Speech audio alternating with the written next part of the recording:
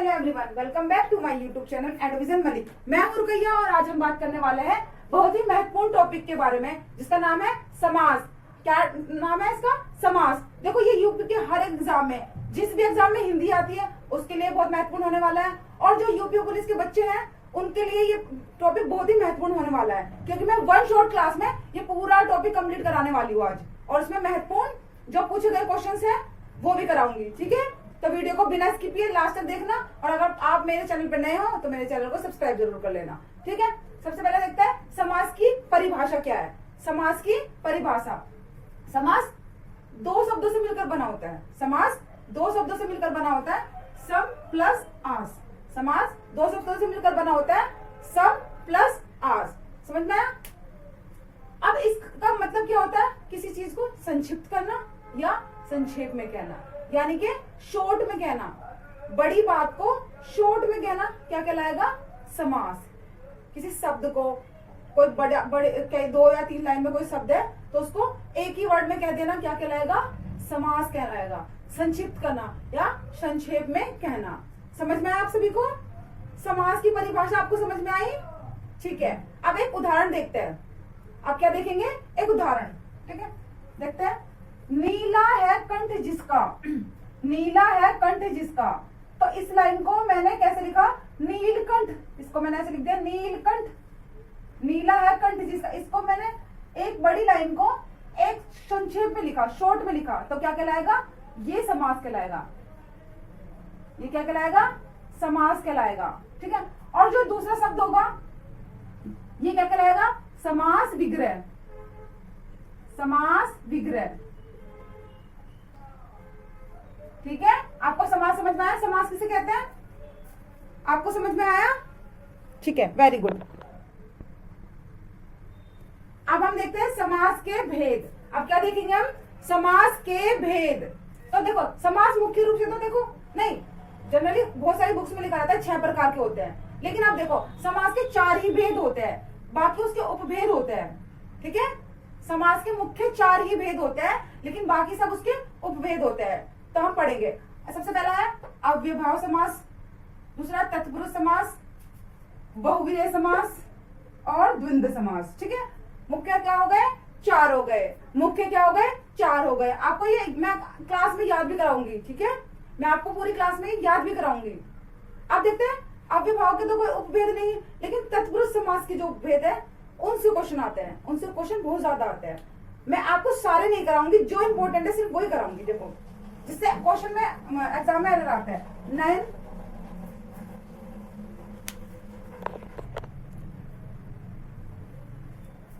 नयन तत्पुरुष, देखो नयन, आलुक, मध्य पदलोभी, कर्मधारय, द्विगु समास। देखो इनसे क्वेश्चन बहुत आते हैं। तत्पुरुष के उपभेद में जो ये द्विगु समास, कर्मधारय, आलुक और नयन, ये नयन, इनसे बहुत ज्यादा क्वेश्चंस आते हैं एग्जाम्स में। ठीक है, और ये तत्पुरुष समास के उपभेद में आते हैं। ये क्या आता है? तत्पुरुष समास के उपभेद में। अलुक तत्पुरुष समास तो बहुत इंपॉर्टेंट है, बहुत बार क्वेश्चन पूछे जाता है इससे।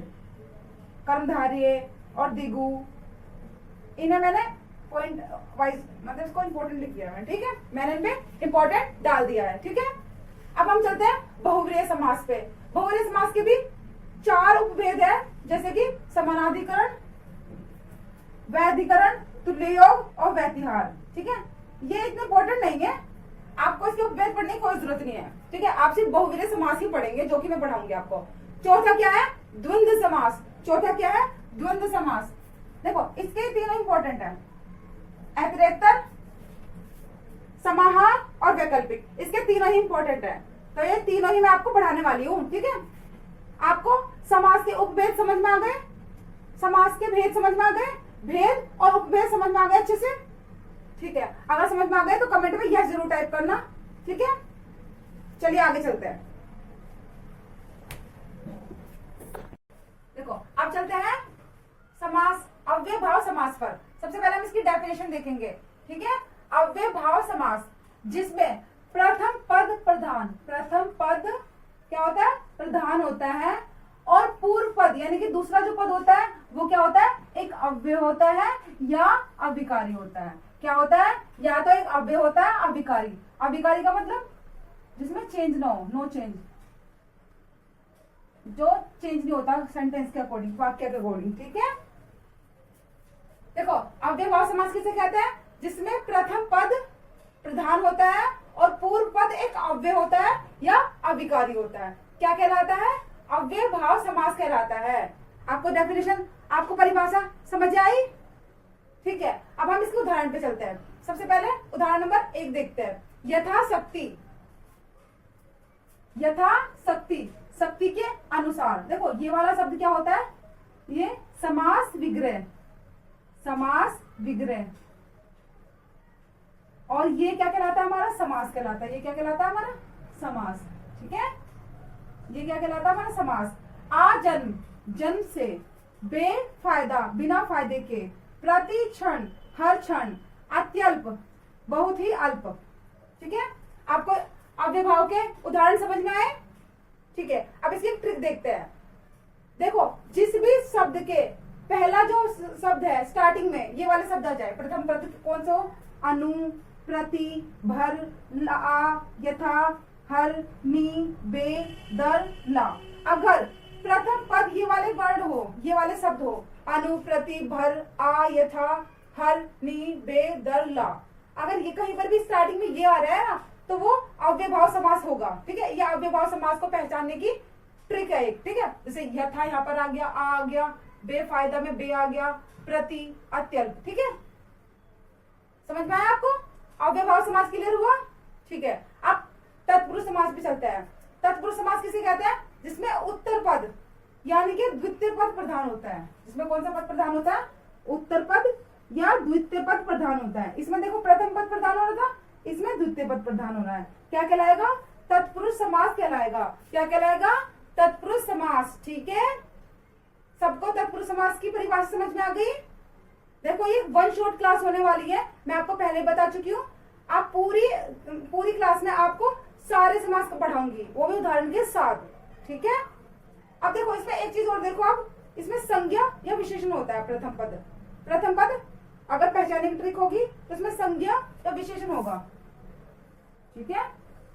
अब देखो इसके बहुत सारे तत्पुरुष समास के मैंने आपको बहुत सारे उपभेद लिखाए थे, मतलब भेद लिखवाए थे, तो 1 बाय 1 वो हम पढ़ेंगे, ठीक है। जो जो इंपॉर्टेंट होगा मैं आपको टिक कराऊंगी। और अब हम देखते हैं तत्पुरुष समास के भेद। हम सारे इसके भेद को डिस्कस करेंगे 1 बाय 1, ठीक है। ठीक है, तत्पुरुष समास किसे कहते हैं? इसमें उत्तर पद या द्वितीय पद प्रधान होता है, आपको मैं बता चुकी हूँ, ठीक है। अब इसके सारे भेद को हम डिस्कस करेंगे 1 बाय 1। जैसे सबसे पहले देखते हैं लुप्त कारक तत्पुरुष समास। देखो इसके नाम में लुप्त हो रहा है, तो इसका मतलब इसमें कोई ना कोई तत्पुरुष समास क्या हो रहा होगा? लुप्त हो रहा होगा, ठीक है। इसमें कारक पद लुप्त होता है। कारक पद आपको पता ही है कितने होते हैं? 8 होते हैं। जैसे कर्म, कर्ता, कर्म, करण, संप्रदान, कारक, ठीक है। इसमें कारक पद लुप्त होते हैं। तो ये कितने होते हैं? ये भी अपने आप में 6 होते हैं। देखो क्वेश्चन इनसे आता है, क्वेश्चन इनसे आता है, इसलिए मैं इनको पढ़ा रही हूँ डिटेल में, ठीक है। सबसे पहले देखते हैं कर्म तत्पुरुष समास। कौन सा? कर्म तत्पुरुष समास। इसमें विरोध जनक, जैसे एक एग्जांपल लेते हैं, विरोध जनक, तो इसको क्या कहते हैं? विरोध को जन्म लेने वाला, जन्म देने वाला, ठीक है। यानी कि विरोध को जन्म देने वाला। तो इसमें कारक चिन्ह कौन सा हो गया? कर्ता ने कर्म को, विरोध को, क्या आएगा? विरोध को जन्म देने वाला, ठीक है। कारक चिन्ह पता लग गया आपको? दूसरा देखते हैं कर्ण तत्पुरुष समास। जैसे अकाल पीड़ित, अकाल से पीड़ित, ठीक है, से, कारक चिन्ह कौन सा हो गया? से। संप्रदान तत्पुरुष समास, यानी कि घुड़साल, घोड़े के लिए साल। तो संप्रदान के लिए होता है, आपको पता है, संप्रदान के लिए। अपदान तत्पुरुष समास, जैसे जन्मान, जन्म के। अब देखते हैं संबंध तत्पुरुष समास में पशु बलि, पशु की बलि, ठीक है। संबंध का होता है का, की, के, नानी, रे, पता है ना आपको? कारक चिन्ह आपको सब पता है ना? 8 होते हैं, ठीक है। लेकिन लुप्त कारक तत्पुरुष समास 6 होते हैं, बताऊंगी क्यों। आधिकरण तत्पुरुष समास, पुरुषोत्तम, पुरुषों में उत्तम, ठीक है। इसमें क्या होता है? कर्ता और संबोधन कारक का तत्पुरुष समास नहीं बनता, ध्यान रखना इस बात को, ठीक है। किसका? कर्ता का और संबोधन का। देखो मैंने यहाँ से कर्म से स्टार्ट करा था और यहाँ पे लास्ट में संबोधन मैंने नहीं लिखा, इसलिए लुप्त कारक तत्पुरुष समास कितने होते हैं? 6 होते हैं। ठीक है, अब देखते हैं इंपॉर्टेंट, ये वाला देखो इंपॉर्टेंट लिखो इस पे। वैसे जो इतना करा रही हूँ सब इंपॉर्टेंट है, लेकिन ये मोस्ट इंपॉर्टेंट है। अलुप्त तत्पुरुष समास, ठीक है, अलुप्त, इसमें पहले शब्द के बाद कारक चिन्ह किसी ना किसी रूप में विद्यमान रहता है। ठीक है, क्या कहलाता है? अलुप्त तत्पुरुष समास। जैसे एक एग्जांपल से देखेंगे, युधिष्ठिर, ये एग्जांपल भी बहुत बार पूछा जाता है। युधिष्ठिर मतलब युद्ध में स्थिर रहने वाला, युद्ध मतलब देखो इसमें कारक युद्धि स्थिर रहने वाला, तो कारक चिन्ह इसी के अंदर आ जाता है, युद्धि में ही, तो इसे लिखने की जरूरत नहीं है, युद्ध में स्थिर रहने वाला, मे को लिखने की भी जरूरत नहीं है। ठीक है, तो इसलिए कारक चिन्ह इसी के अंदर विद्यमान रहता है, तो क्या कहलाता है? ये अलुप्त तत्पुरुष समास। एक मृत्युंजय हो जाएगा। ठीक है, तो ये क्या हो गए? इंपॉर्टेंट है अलुप्त तत्पुरुष समास में। युधिष्ठिर का एक एग्जांपल और मैं आपको आगे कराऊंगी, और बाद में उन दोनों में डिफरेंस भी बताऊंगी। ठीक है, आप इसको देखो। ठीक है, युधिष्ठिर मतलब युद्ध में स्थिर रहने वाला, यानी कि ज्येष्ठ पांडव। ठीक है, अब देखो नेक्स्ट, उपपद तत्पुरुष समास। कौन सा? उपपद तत्पुरुष समास। ठीक है, इसमें क्या होता है? ऐसा समास जिसके बाद वाला शब्द स्वतंत्र रूप से, कैसे? स्वतंत्र रूप से प्रयुक्त नहीं होता। मार्कर भी चलने बंद हो रहा है बिल्कुल। ठीक है, गर्मी की वजह से सूख रहा है। आप सबसे पहले देखो, इसमें उपपद में क्या होता है? जो भी शब्द होते हैं समास के अंदर वो स्वतंत्र रूप से प्रयुक्त नहीं हो सकते हैं। जैसे चल अलग से प्रयुक्त नहीं होता। काल, प्रद, ये जो शब्द है ये किसी ना किसी रूप में विद्यमान रहते हैं। ठीक है, तो क्या कहलाता है? उपपद तत्पुरुष समास। जैसे कष्टप्रद, आप देखो प्रद वर्ड कुछ अलग तो होगा नहीं, तो कष्टप्रद क्या होगा? कष्ट को प्रदान करने वाला। ठीक है, तो क्या कहलाएगा? कष्टप्रद। ऐसे वर्ड्स आए इसमें, ऐसे शब्द आए, चल, कार, प्रद। ठीक है, तो क्या कहलाएंगे? उपपद तत्पुरुष समास। क्या कहलाएंगे? उपपद तत्पुरुष समास। समझ में आया? ठीक है, वेरी गुड। नैम तत्पुरुष समास, इसमें देखो ना मतलब निषेध हो रहा है, निषेध मतलब नहीं की सेंस आ रही है, तो आपका इसका क्वेश्चन का मतलब इस तत्पुरुष समास की डेफिनेशन भी इसी वर्ड शब्द में छुपी हुई है। ठीक है, जैसे कि न या अन लगाकर, अर्थात संस्कृत में निषेध आदि के अर्थ में न शब्द समास बनते हैं, न तत्पुरुष समास बनते हैं। ठीक है, ये क्या कहलाता है? इसमें न या अन की सेंस होगी, अन की वो आ रही होगी स्टार्टिंग में। जैसे अनाथ, न नाथ मतलब अनाथ। देखो लुप्त पद या मध्य पद लोपी तत्पुरुष समास, इसमें क्या होता है? इसमें कारक चिन्ह के साथ कुछ अन्य पद भी लुप्त हो जाते हैं। क्या हो जाते हैं? अन्य पद भी लुप्त, मतलब कारक चिन्ह तो लुप्त होते ही है, अन्य चिन्ह भी, अन्य कुछ भी शब्द जो भी पद होते हैं वो भी लुप्त हो जाते हैं। जैसे कि एक उदाहरण देखो, कन्यादान, तो कन्या को किया हुआ दान, तो ये किया हुआ, कन्या को किया हुआ, कारक चिन्ह तो ये रहा, और ये अन्य पद भी लुप्त हो गए, तो क्या कहलाएगा? कन्यादान। ठीक है, समझ आया सबको? अब देखते हैं कर्मधारय तत्पुरुष समास। इसमें क्या होता है? उत्तर पद प्रधान होता है, पर पहला पद एक विशेषण और उपमान ही होगा।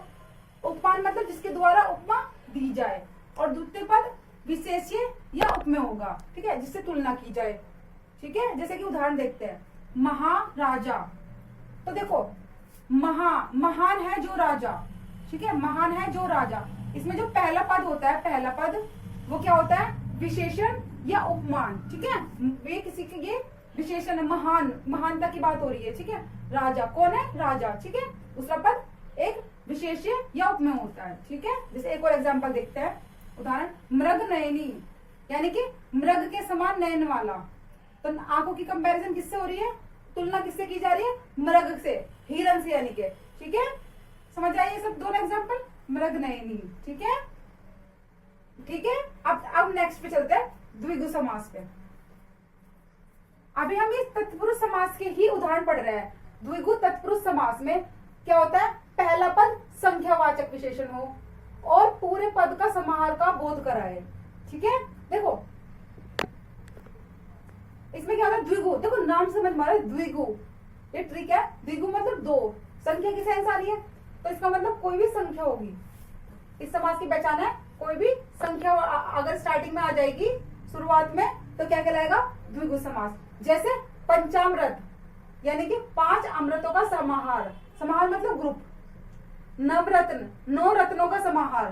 ठीक है, द्विगु समास समझ में आ गया आपको? Very good. अब नेक्स्ट पे चलते हैं द्वंद्व समास।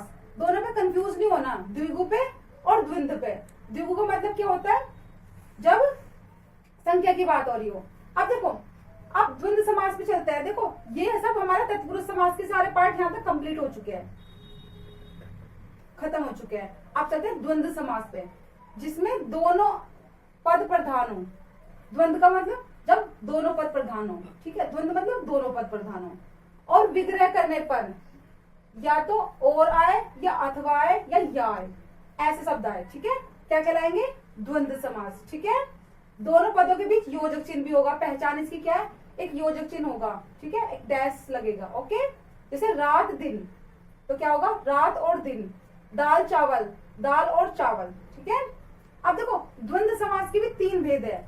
जैसे अभी हम तत्पुरुष समास के भेद पढ़े हैं, द्वंद्व समास के भी 3 भेद है। मैं आपको यहीं पे इसी पेज पे कराऊंगी। जैसे इतरेतर द्वंद्व, समाहार द्वंद्व और वैकल्पिक द्वंद्व। देखो इतरेतर में क्या होता है? इसकी पहचान क्या है? बीच में और आएगा, जैसे देश और विदेश, यानी कि और आएगा। ठीक है, समाहार में क्या होगा? समाहार द्वंद्व में समाहार मतलब समूह की बात की जाएगी, समष्टि की बात की जाएगी, एक पूरे ग्रुप की बात की जाएगी। जैसे दाल रोटी, दाल रोटी का मतलब रोटी सब्जी की बात नहीं हो रही यहाँ। दाल रोटी मतलब पूरे खान पान की बात हो रही है कि दाल रोटी के लिए भी पैसा नहीं है, ऐसे बोलते हैं ना लोग। तो दाल रोटी का मतलब है खाने पीने की बात हो रही है। ठीक है, भोज्य पदार्थ की बात हो रही है। तीसरा वैकल्पिक द्वंद्व, धर्माधर्म। इसका मतलब है, इसमें पहचान क्या है? या अथवा ऐसे शब्द आएंगे। धर्म और अधर्म, सॉरी धर्म या अधर्म, धर्म अथवा अधर्म। ठीक है, तो या अथवा वो शब्द आएंगे। ठीक है, तो द्वंद्व समास के भी दोनों भेद, तीनों भेद कंप्लीट हो गए। समझ आएंगे? समझ आ गया आपको ये? अब नेक्स्ट पे चलते हैं। अब देखो हम इसके लास्ट टॉपिक पे चलते हैं, बहुव्रीहि समास। ठीक है, अब हम देखते हैं बहुव्रीहि समास, जिसमें दोनों पद अप्रधान हो। इसमें क्या होता है? दोनों पद अप्रधान। अब इससे पहले हमने क्या बात करी थी? द्वंद्व समास में क्या बात करी थी? द्वंद्व समास में दोनों पद प्रधान होते हैं। ठीक है, द्वंद्व समास में क्या होता है? दोनों पद प्रधान होते हैं। लेकिन हम क्या बात कर रहे हैं?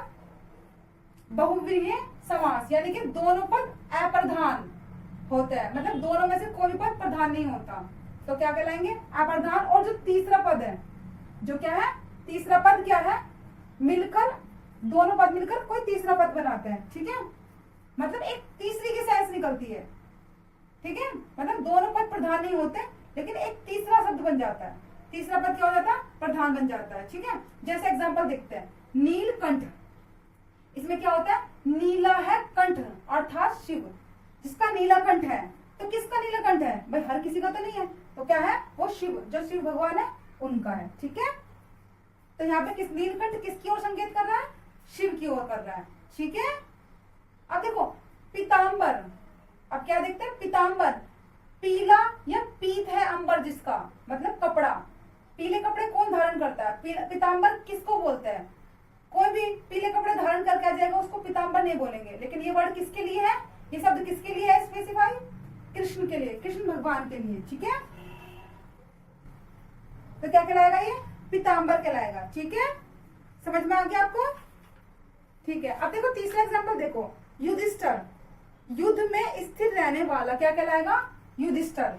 युधिष्ठिर, तो युधिष्ठिर किसके लिए होता है? ज्येष्ठ पांडव, जो सबसे बड़ा पांडव था, ज्येष्ठ पांडव, उसके लिए हम यूज करते हैं। उसका जो नाम था उसे क्या बोलते हैं? युधिष्ठिर, युधिष्ठिर बोलते हैं। ठीक है, अब इसमें क्या बहुवीर्य समास भी है, और इससे पहले मैंने आपको बताया था इसमें अलुक तत्पुरुष समास भी है। ठीक है, अलुक भी है और इसमें बहुवीर्य भी है।